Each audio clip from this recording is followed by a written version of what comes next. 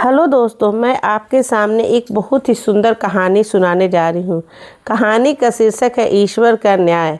यदि आपको कहानी अच्छी लगे तो ज़रूर से ज़रूर लाइक करें और कमेंट में बताएं कि यह कहानी से आपको क्या शिक्षा मिली, क्या आपको अच्छा लगा, क्या बुरा लगा। आप कमेंट में ज़रूर से ज़रूर बताएं। कहानी इस प्रकार है। माँ, आपको पता है कल हम पिकनिक पर जा रहे हैं और आपको भी हमारे साथ चलना है। जब से पापा गए हैं तब से आप कहीं नहीं जाते। इस बार आपको हमारे साथ चलना ही पड़ेगा। देखना, वहाँ बहुत अच्छा लगेगा आपको। शाम को ऑफिस से आने के बाद रमेश अपनी माँ कावेरी जी से बोल रहा था। इसे सुनकर कावेरी जी खुश तो बहुत हुई, लेकिन तभी उनकी नज़र किचन में खड़ी अपनी बहू मानवी पर गई, जो उन्हें घूर घूर कर देख रही थी। वह मन ही मन कुढ़ रही थी, इसलिए कावेरी जी कुछ नहीं बोली और चुपचाप अपने कमरे में आ गई। पिकनिक जाने का मन तो उनका भी बहुत था, क्योंकि उनके पति राम किशन जी के जाने के बाद वह अपने आप को अकेला महसूस करती थी। लेकिन बहू का गुस्सा देखकर अपने बेटे रमेश को कुछ नहीं बोल पाई और चुपचाप अपने कमरे में जाकर सो गई। अगले दिन सुबह कावेरी जी अपने काम में लगी हुई थी। तभी उनकी बहू मानवी अपने दोनों बच्चों को उठाते हुए बोली, रिया और प्रशांत, जल्दी उठो बेटा और जल्दी से नहा धोकर तैयार हो जाओ, वरना हम तुम्हें यहीं छोड़कर चले जाएंगे। इतना सुनते ही दोनों बच्चे अपनी आंखें मसलते हुए उठे और बोले, आज हम कहाँ जा रहे हैं मम्मा? अरे तुम्हें पता है, आज हम पिकनिक पर जा रहे हैं। इतना सुनते ही रिया और प्रशांत खुशी से दौड़ते हुए उठे और बाथरूम की तरफ नहाने के लिए भागे। पहले मुझे नहाना है, बोलकर दोनों भाई बहन आपस में झगड़ने लगे। इसे देखकर कावेरी जी उनके पास आकर समझाते हुए बोली, अरे बेटा, झगड़ा क्यों कर रहे हो? एक मेरे वाले बाथरूम में जाकर नहा लो। कावेरी जी का इतना कहना हुआ कि उनकी बहू मानवी उन्हें घूरते हुए बोली, यह बीच में कूदने की आदत आपकी गई नहीं है। बहू, मैं तो बस बच्चों को समझा रही थी। धीरे से बोलकर कावेरी जी चुपचाप रसोई में चली गई। तभी बाहर से रमेश की आवाज़ आई, मानवी, मैं ऑफिस जा रहा हूँ, मेरा टिफ़िन पैक कर दो। मानवी कमरे में गई, इसलिए कावेरी जी ने बाहर आकर रमेश का टिफ़िन पकड़ा दिया। रमेश ने मुस्कुरा कर पूछा, आज क्या खाने में है माँ? तेरी पसंद के कोफ्ते और लाछा पराठे रखे हैं बेटा। कावेरी जी बोल ही रही थी कि तभी मानवी भी वहां आ गई और कावेरी जी की तरफ घूरते हुए बोली, रमेश, इसमें तुम्हारा मनपसंद मिक्स वेज फ्रूट रायता भी रखा है, साथ में मीठा भी है। माँ और पत्नी की बात सुनकर रमेश ने हंसकर कहा, तुम दोनों जैसी माँ और बीवी हो तो इंसान खा खा कर मोटा नहीं होगा तो और क्या होगा। तभी मानवी मुंह बनाते हुए बोली, आखिर पति है, आप मेरे इतना काम करते हैं तो अच्छा खाना तो बनता है ना।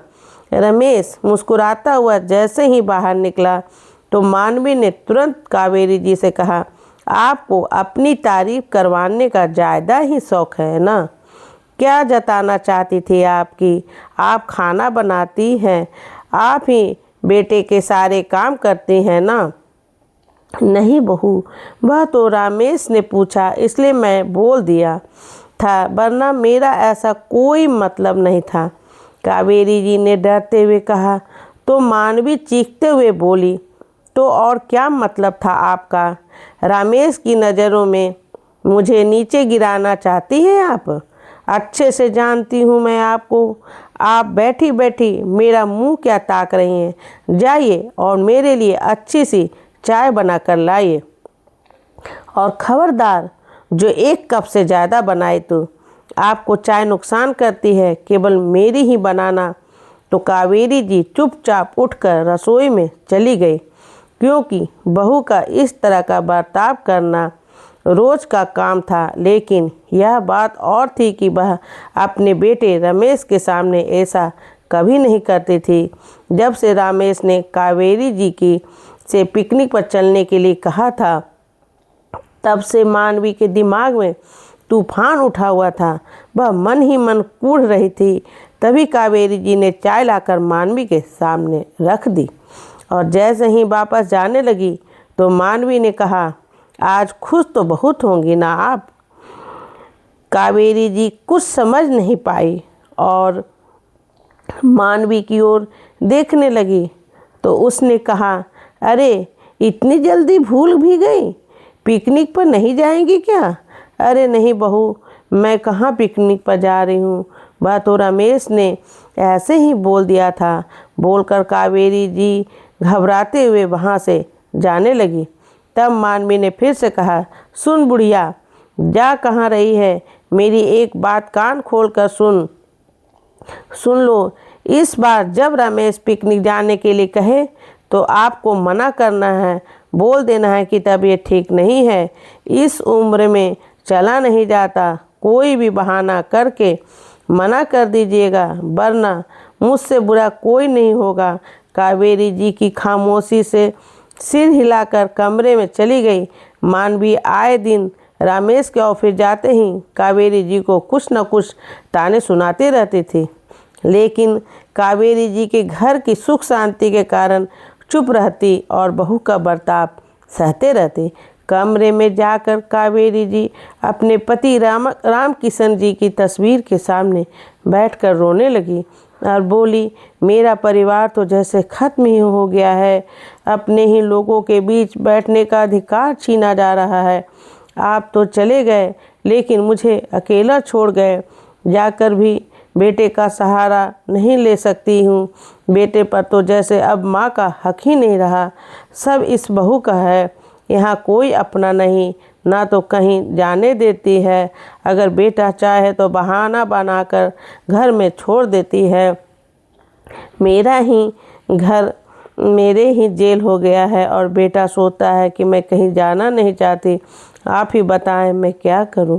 कावेरी जी बस आंसू बहाए जा रही थी, तभी बाहर से रिया और प्रशांत की आवाज़ आई, मम्मा हम तैयार हो गए, आप भी जल्दी से तैयार हो जाओ, पापा अभी पहुंचने वाले हैं। अरे पहुंचने वाले नहीं, मैं तो पहुंच ही गया हूं। आप लोग अभी तक तैयार नहीं हुए हो? बाहर से आते ही रमेश ने कहा।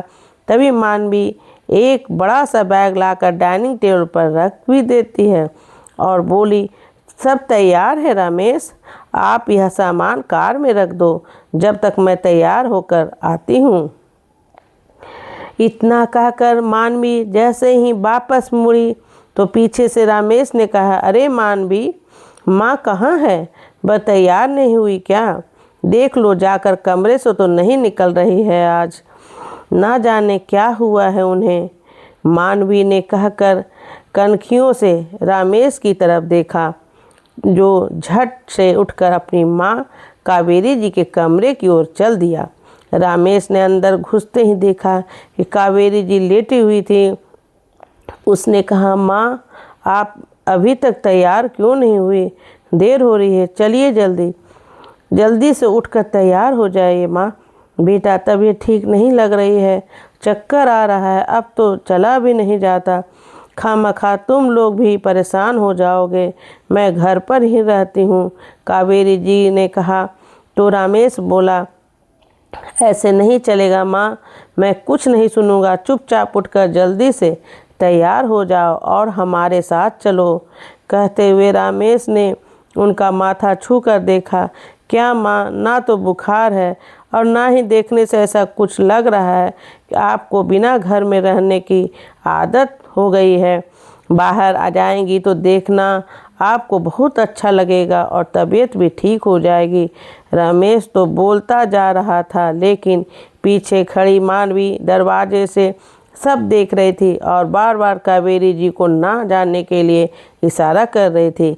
उसकी गुस्से भरी आंखें देखकर कावेरी जी की अपने बेटे को हामी भरने की हिम्मत ही नहीं हो रही थी, लेकिन रमेश ने उन्हें साथ ले जाने की जिद पर अड़ा हुआ था। तभी पीछे से मानवी की आवाज़ आई,